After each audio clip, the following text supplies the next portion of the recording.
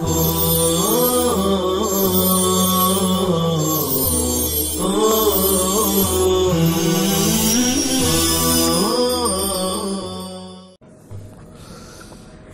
الله الرحمن الرحيم. مراتب المجرحين.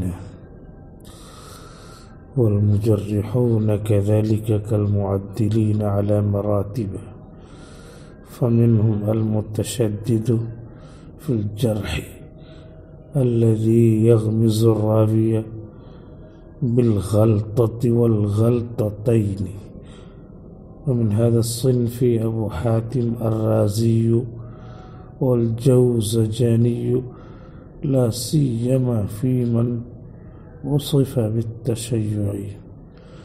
وقد تكلم أبو حاتم في جماعة من رجال الشيخين وهم ثقات، ومثله في التشدد أبو حاتم ابن حبان على تساهله في التعديل.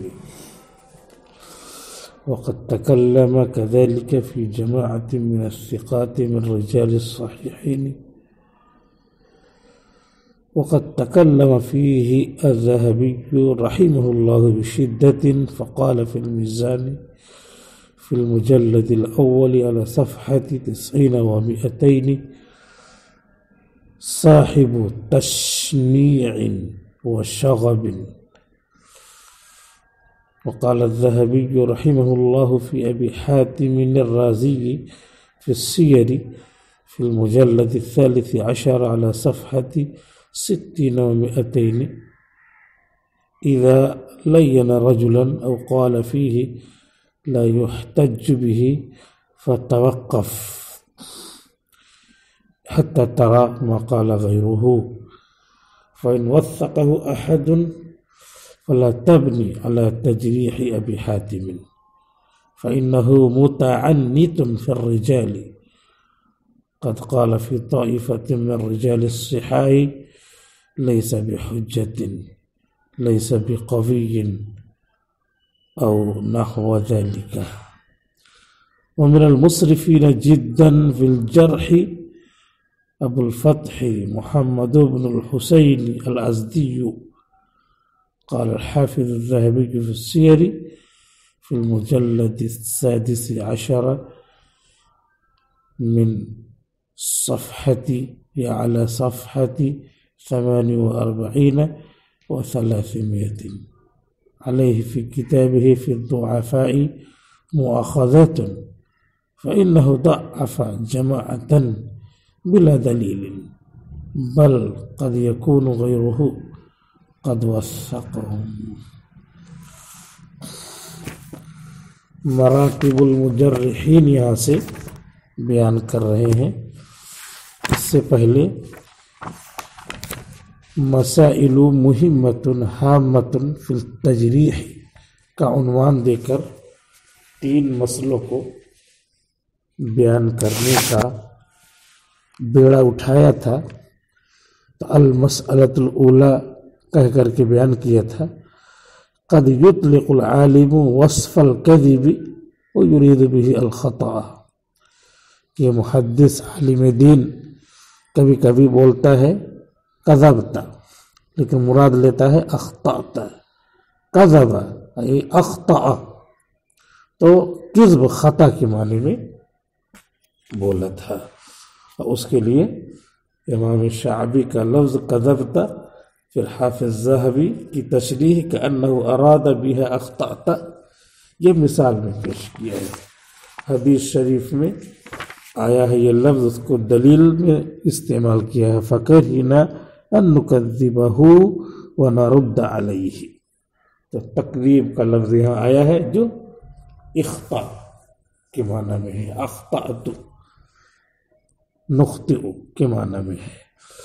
پھر المسألۃ الثانیۃ بیان کیا تھا: رد قول المجرح اذا كان مستندہ فی التجریح ضعیفا، کہ مجرح کا قول رد کر دیا جائے گا اگر جرح کی وجہ کمزور ہو، ظاہر سی بات ہے جرح کی وجہ مضبوط ہوگی تو جرح مضبوط ہوگی، اور جرح کی وجہ کمزور ہو تو جرح بھی کمزور ہوگی۔ محض جرح نہیں دیکھا جائے گا بلکہ مستند جرح، دلیل جرح بھی دیکھا جائے گا، پوچھا جائے گا۔ تو یہ اہم و قاعدے کی بات ہے، کیونکہ لوگوں کے ذہن سے بات اتر جاتی ہے کہ فلاں نے جرح کیا ہے، راوی ٹھیک نہیں، تو بس اتنا کہہ کر کے اس حدیث کو، اس آدمی کو ہم مجروح قرار دیتے ہیں، حدیث کو کمزور کہہ دیتے ہیں، جبکہ اس مجرح ہی کو رد کر دیا جانا چاہیے اور دیکھنا چاہیے کہ وجہ کیا ہے۔ وجہ پتہ چلی کہ جرح اس لیے کیا کہ وہ مکھی نہیں پکڑ پا رہے تھے، تو اب یہ جرح وجہ جرح ضعیف ہے، اس کو نہیں مانا جائے گا۔ تو اس کے لیے جو ہے مثالیں دینے کے بعد المسألۃ الثالثہ بیان کیا ہے التثبت من قول المجرح، مجرح کے قول کو ذرا اطمینان سے دیکھا جائے گا کہ صحیح ہے یا غلط، خاص طور پہ جب وہ جرح کرے مشہور امام فقیہ محدث کے اوپر، امام شافعی کے اوپر کر دیا جرح کہ وہ ثقہ نہیں ہے، تو پھر اب التثبت بہت غور سے سنجیدگی سے تحقیق کی جائے گی اس قول کی۔ چنانچہ محمد ابن وضاح نے ابن معین سے پوچھا تھا امام شافعی کیسے ہیں، تو کہا لیس بثقۃ، تو امام حاکم کہہ رہے ہیں ہم نے بہت تلاش کیا کہیں ملا نہیں، ان سے جتنے بھی منقولات حکایات ہیں سب میں تلاش کیا کہیں نہیں ملا، اور خود یہ پتہ چلا کہ محمد ابن وضاح جو ہے صاحب اخطاء و اوہام ہے، یہ پتہ چلا۔ اور اس کے بعد پھر جب تحقیق کیا تو محمد ابن وضاح کے سوانے میں یہ ملا کہ لہ خطأ کثیر، ان کی بہت ساری خطائیں ہیں، واشیاء کان یغلط فیہا ویصحفھا، وہ صرف تصحیف کر جاتے تھے اور غلط بیان کر دیا کرتے تھے۔ اور اس کے بعد پھر جو ہے یحییٰ ابن معین کے ساتھ کہہ رہے ہیں کہ ایک جنازے میں سارے لوگ تھے تو ایک آدمی نے یحییٰ ابن معین سے پوچھا اے ابو زکریا ما تقول فی الشافعی، امام شافعی کے بارے میں آپ کیا کہتے ہیں؟ تو انہوں نے کہا دا ھذا عنک، امام شافعی کے بارے میں اس طرح کا سوال چھوڑو، اپنے دماغ سے ان کے بارے میں بدگمانی ختم کرو۔ اگر جھوٹ مطلقاً بھی ہوتا ان کے ساتھ تب بھی ان کی مروت منع کرتی کہ وہ جھوٹ بولیں، یعنی بہت بڑی توثیق کی بات کہہ دیا کہ اگر مطلق ہوتا، جھوٹ آزاد ہوتا، کہیں بھی پہنچتا، تب بھی یہ جو ہے جھوٹ کو ہاتھ نہ لگاتے، ان کی مروت گوارا نہیں کرتی کہ اس کو جھوٹ بولیں۔ جھوٹ مطلق آزاد ہوتا، یعنی جواز کی طرف اشارہ کیا ہے کہ اگر بہت زیادہ اس میں قباحت نہ ہوتی اور جھوٹ آ جاتا، بولنے کی ضرورت پڑتی، تو تب بھی ان کی مروت، ان کی شرافت منع کرتی کہ وہ جھوٹ بولے۔ تو اتنی بڑی جو ہے کیا کر دیا، تائید کر دیا کہ لیس بثقۃ، وہ غلط ہے، ثقۃ یہ صحیح ہے۔ تو یہ تین مسئلے بیان کرنے کے بعد جیسے مراتب المعدلین بیان کیا تھا، ایسے ہی مراتب المجرحین بیان کر رہے ہیں۔ والمجرحون کذالک، اسی طریقے سے جرح کرنے والے بھی ہیں معدلین کی طرح چند مرتبوں پر۔ فمنہم المتشدد فی الجرح، تو ان میں سے ایک مرتبہ ہے، درجہ ہے متشددین فی الجرح کا، الذی یغمز الراوی بالغلطۃ والغلطتین، جو راوی پر جرح کر دیتا ہے ایک دو معمولی غلطی پر بھی، غلطی پایا کوئی بھی ایسے کھانس دیا، غلط بول دیا، اس کے بعد دوبارہ صحیح کرنے جا رہے تھے، وہ بتا دیا کہ وہ یہ مجروح ہے، غلط بول دیا انہوں نے۔ تو یہ یغمز الراوی بالغلطۃ والغلطتین ومن هذا الصنف، اور ان متشددین میں نام بتا دیا، ایک درجہ متعین کر دیا متشددین کا، اس میں نام بتا رہے ہیں ابو حاتم رازی ہیں ایک، اور جو زجانی ہیں، لا سیما فی من اصف بالتشیع، خاص طور پہ ان لوگوں میں جن کے ساتھ تشیع ہے، تو یہ جلدی سے یہ دونوں کیا کرتے ہیں؟ جرح کر دیتے ہیں. وقد تکلم ابو حاتم فی جماعت من رجال الشیخین، ابو حاتم نے تو امام بخاری امام مسلم کی روایات میں جو روات حضرات آئے ہیں، راوی حضرات آئے ہیں، ان پر بھی کلام کیا ہے. وہم ثقات، حالانکہ وہ سب کے سب ثقہ ہیں، لیکن انہوں نے پکڑ کر کے امام مسلم کے راویوں پر جرح کر ڈالی ہے اور امام بخاری کی بخاری میں موجود حدیثوں کے راویوں پر جرح کر ڈالی ہے. ومثلہ فی التشدد ابو حاتم ابن حبان، اور اسی طرح متشددین میں ابو حاتم ابن حبان ہیں. اللہ تساہلہ فی التعدیل، تعدیل میں متساہل ہونے کے باوجود، تعدیل میں تو جلدی سے تعدیل کر دیتے ہیں لیکن متشدد ہے اس میں جرح میں. وقد تکلم کذالک، متشدد کا جرح میں متشدد ہونے کا مطلب یہ ہے کہ ذرا سا بھی عیب پا جائے جرح کر دیا، یہ متشدد ہوگا. یہ نہیں کہ بہت دیر میں جرح کرے، ایسا نہیں. وقد تکلم کذالک، اور اسی طریقے سے کلام کیا انہوں نے فی جماعت من الثقات، ثقہ کی ایک جماعت میں، من رجال الصحیحین، صحیحین کے راویوں میں سے. وقد تکلم فیہ الذہبی بشدۃ، اور امام ذہبی نے ان کے سلسلے میں شدت کا کلام کیا ہے، یعنی کہ انہوں نے بھی تائید کر دیا ہے کہ ابو حاتم یہ متشدد ہے. فقال فی المیزان، چنانچہ امام ذہبی نے میزان میں فرمایا ہے، جلد نمبر 1 صفحہ 290 میں، صاحب تشنیع و شغب، شور شرابہ کرنے والے اور بہت شدت برتنے والے ہیں. وقال الذهبي فی ابی حاتم الرازی فی السیر، اور امام ذہبی نے ابو حاتم الرازی کے سلسلے میں سیر میں فرمایا ہے، جلد نمبر 13 صفحہ 260 پہ، اذا لین رجلا، جب کسی آدمی پر جرح کریں، نرمی کو منسوب کریں کہ نرم تھے وہ جرح کرنا ہے، عیب بتانا ہے.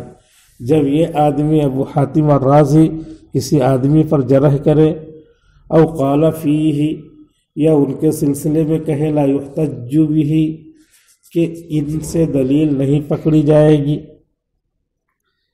لا یحتج بہ، ان سے دلیل نہیں پکڑی جائے گی. ابو حاتم الرازی کے بارے میں بتا رہے ہیں.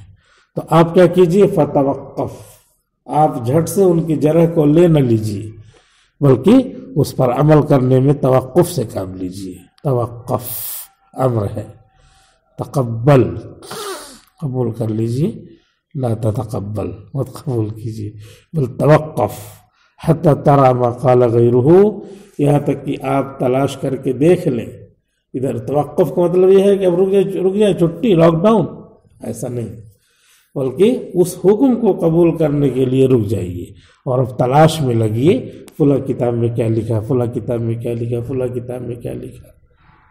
آج کے زمانے میں نیٹ ہے، آپ سرچ کیجئے اور دیکھیے کہاں ہے، کیسے ہے، کس طرح ہے، سب دیکھا. یہاں تک کہ حتی ترى ما قال غیرہ، یہاں تک کہ آپ کو نظر آ جائے کہ ان کے غیر نے کیا کہا ہے. ابو حاتم الرازی کے علاوہ لوگوں نے کسی آدمی کو کی تلعین و تجریح کیا ہے انہوں نے، تو اور لوگوں نے کیا کہا ہے. فَإِنْ وَثَّقَهُ أَحَدٌ، تو اگر کسی نے بھی توثیق کر دیا ہے، ابو حاتم الرازی نے تلعین کیا ہے، اور ہم نے تلاش کیا بہت ساری جگہوں پہ جو اسماء الرجال فن کی کتابیں ہیں اس میں، تو ہم نے بہت تلاش کرنے کے بعد ایک بھی آدمی کی اگر ہم کو توثیق مل جائے تو کہنے فلا تبنی علی تجریح ابی حاتم، تو مسئلے کی بنا نہ کرنا، مسئلے کو نہ بنانا، تو انحصار نہ کرنا مسئلے کا ابو حاتم کی جرح پر. فلا تبنی المسألۃ علی تجریح ابی حاتم، ابو حاتم کی جرح کرنے پر مسئلے کی بنیاد نہ ڈالنا. یہاں مفعول بھی وشیدہ کر دیا ہے عموم کے لیے. یعنی جس طرح کا بھی مسئلہ مفعول کو کبھی حذف کر دیا جاتا ہے تعمیم کے لیے. فَإِنْ وَفَّقَهُ أَحَدٌ اگر کسی نے بھی توثیق کر دیا آپ کی تلاش میں استقراء میں فَلَا تَبْنِ الْمَسْأَلَةَ عَلَى تَجْرِيحِ أَبِي حاتم تو ابو حاتم کی جرح پر آپ اعتماد نہ کریں اور اس جرح کی وجہ سے مسئلے کی بنیاد اس پر نہ ڈالیں کہ اب مسئلہ ہی نہیں بنے گا یہ تو مجروح ہے. نہیں، یہ وثقہ کی وجہ سے اب اس کو معتبر مان کر کے اب دوسرا مسئلہ بنائے. ان کی جرح پہ مسئلہ نہ بنائے، ان کی توثیق پہ مسئلہ بنائے. فَإِنَّهُ مُتَعَنِّتٌ کیوں ان سے دشمنی کیا ہے ابو حاتم سے؟ یعنی کوئی دشمنی نہیں، حدیث سے پیار ہے. الحب فی اللہ والبغض فی اللہ کا مسئلہ ہے، تو اس لیے کہنا پڑ رہا ہے یہ غیبت نہیں ہے. اور اگر غیبت ہے تو حدیث والی غیبت ہے جو جائز ہے. حدیث میں راویوں کے سلسلے میں جو بات کہی جا رہی ہے وہ من الغیبت الجائزہ ہے، جیسا کہ اسی کتاب میں اسباق میں مختلف اسباق میں گزر چکا ہے. یعنی ایک ہی سبق ہے لیکن وہ مختلف جگہوں پہ اس کا ذکر آیا ہوا ہے. فَإِنَّهُ مُتَعَنِّتٌ تو ابو حاتم متشدد ہیں، سخت ہیں، فَالرِّجَالِ راویوں کے سلسلے میں. یہ بتا دیا راویوں پر عیب لگانے کے سلسلے میں بہت سخت ہیں. کیسے سخت ہیں؟ سخت کا مطلب یہ ہے کہ جب سخت غلطی آئے تو سختی کا وہ کرے. نہیں، ایسا نہیں ہے. اس کی مثال ایسے سمجھ میں آ جائے گی شاید آسانی سے کہ استاد کتاب سن رہے ہیں، سبق سن رہے ہیں، ذرا بھی اٹکا کھڑا کر دیا تو کہیں گے متعمد. حفظ میں استاد سبق سن رہے ہیں اور ذرا بھی اٹکا ہی واپس کر دیا، ویسے یاد کر کے لاؤ. یہ بڑے سخت ہیں، پورے دارالقرآن میں مشہور ہیں. تو یہ مضمون ہے سخت کا. اس لیے ذرا سا بھی عیب پائے تو جھٹ سے کیا کر دیا؟ جرح کر دیا. تو متعنت ہیں، ورنہ پھر وہ تھوڑا سا اشتباہ ہو جا رہا ہے متشدد اور متعنت کہنے سے. یہ تو تھوڑا سا وہ کیا، کیسے متعنت ہو گئے؟ یہ تو نرم ہوئے. نہیں، نرم نہیں ہوئے، وہ نرم ہے. سبق نرم یاد کر کے نہ لایا کرے. وہ سخت جو ہے فَإِنَّهُ مُتَعَنِّتٌ فِي الرِّجَالِ کیونکہ وہ راویوں کے سلسلے میں سخت ہے. قد قال فی طائفۃ من رجال الصحاح انہوں نے صحیح بخاری اور صحیح مسلم کے راویوں کے سلسلے میں ایک جماعت کے بارے میں کہہ دیا ہے لیس بحجۃ، حجت نہیں ہے. تو اب یہ کیا ہے؟ تعنت ہی ہوگا، تشدد ہی ہوگا، سختی ہی ہوگی کہ وہاں بھی تھوڑا سا پایا تو کیا کر دیا؟ اس طرح کہہ دیا. لیکن کہہ رہے ہیں کہ یہاں پر جو ہے تعنت نہیں چلے گا. الحب فی اللہ والبغض فی اللہ بیلنس چلے گا، اعتدال چلے گا. اس لیے ایسا ہے. اور سبق وغیرہ سنانے میں وہی تشدد ہی چلے گا. اسی سے زیادہ طلبہ کو فائدہ ہوتا ہے. کیونکہ آج جو ہے تھوڑا سا سختی برداشت کر لی تو 20 سال تک کیا رہتا ہے؟ یاد رہتا ہے وہ سبق. میں مقامات حریری زبانی سنتا تھا، ذرا بھی ترجمہ بھی بدل دیا اگر کھڑے ہو جائے. زیادہ کچھ سختی نہیں کرتا تھا لیکن کھڑا کر دیتا تھا. اتنے ہی سختی تو پھر اس سے پورے سب کے سب یاد کر کے آتے تھے. وہ متنبی میں بھی شعر سنا رہے ہیں، ذرا بھی اٹکے کھڑا کر دیا. بعد میں تھوڑا سا نرمی بھی کر دیتے تھے، لیکن یہ کہ عادت پڑ جائے بچوں کی کہ ہاں غلطی نہیں کرنا، اٹکنا نہیں ہے. تو یہ مفہوم ہے تعنت اور تشدد سمجھنے کے لیے جرح میں کہ ذرا سا بھی عیب پایا تو ابو حاتم نے کیا کر دیا؟ اس راوی پر جرح کر دی. اور اسی کو مثال دے رہے ہیں کہ فقط قال فی طائفۃ من رجال الصحاح، بخاری اور مسلم صحیح حدیثوں کے راویوں کی ایک جماعت کے سلسلے میں انہوں نے کہہ دیا ہے لیس بحجۃ، یہ حجت نہیں ہے. لیس بقوی، قوی نہیں ہے. او نحو ذالک او قال، یا کہا ہے اسی طرح. ومن المسرفین جدا فی الجرح، ایک نام بھی اور بھی دے رہے ہیں. اور جرح میں حد سے بہت زیادہ آگے بڑھنے والوں میں سے، مسرف یہاں پہ استعمال کیا ہے، من المسرفین جدا، یہ حد سے آگے بڑھنے والوں میں. جرح میں حد سے آگے بڑھنے والے. نیکی میں حد سے آگے بڑھے تو کوئی حرج نہیں ہے. نیکی میں حد سے آگے بڑھ رہا، چاہے جتنا نیکی کرو اس میں کچھ نہیں. مثال کے طور پہ جو ہے جب حضرت معاویہ رضی اللہ عنہ اور حضرت حسن رضی اللہ عنہ میں جو ہے صلح ہو گئی تھی تو حضرت معاویہ کو بادشاہ بنا دیا تھا، امیر المؤمنین بنا دیا تھا. حضرت حسن نے کہا تھا کہ ٹھیک ہے آپ ہی حکومت کرو. تو ان کے ماننے والے اگرچہ خوش نہیں تھے لیکن حضرت حسن رضی اللہ عنہ انہوں نے صلح کر لیا تھا. تو پھر انہوں نے وظیفہ مقرر کر رکھا تھا، حکومت کی طرف سے وظیفہ بھیجواتے تھے حضرت حسن رضی اللہ عنہ کے پاس یہ لوگ، اور پورا بہت زیادہ وظیفہ تھا، وہ سال بھر کا اکٹھے بھیج دیتے تھے. یہ لوگ اب اکٹھا بھیج دیتے تو یہ پورا جو ہے خرچ ایک ہفتے میں سب لوٹا دیتے تھے، سب خرچ کر دیتے تھے.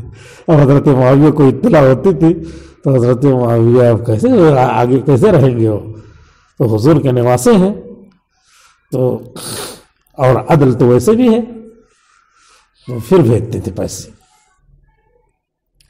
پھر ڈھیر سارے پیسے بھیجتے تھے. تو پیسے بھیج دیے اور پھر ایک ہفتے میں خرچ کر کے ختم.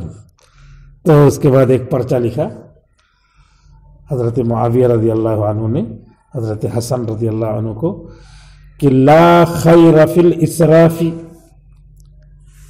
فضول خرچی میں کوئی خیر نہیں ہے، فضول خرچی میں کوئی خیر نہیں ہے. تو حضرت معاویہ کا خط جب پہنچا تو حضرت حسن رضی اللہ عنہ نے خط لیا، پڑھا اور اس کے پیچھے ہی لکھ دیا لا اسراف فی الخیر، نیک کام میں کوئی اسراف ہے ہی نہیں، چاہے جتنا نیک کام کرو. یہ لکھ کر کے بھیج دیے. پھر اب ان سے کیا ہے، وہ کریں گے نہیں. تو یہ بہت زیادہ لحاظ کرنے والے تھے. تو لڑائی جھگڑا جو ہے یہ تو دوسرے لوگوں نے، پیچھے کے لوگوں نے بڑھایا ہے، ورنہ ان حضرات میں تو کچھ تھا ہی نہیں. وقت پورا ہو گیا، 21 منٹ ہو گیا. والسلام علیکم ورحمۃ اللہ وبرکاتہ.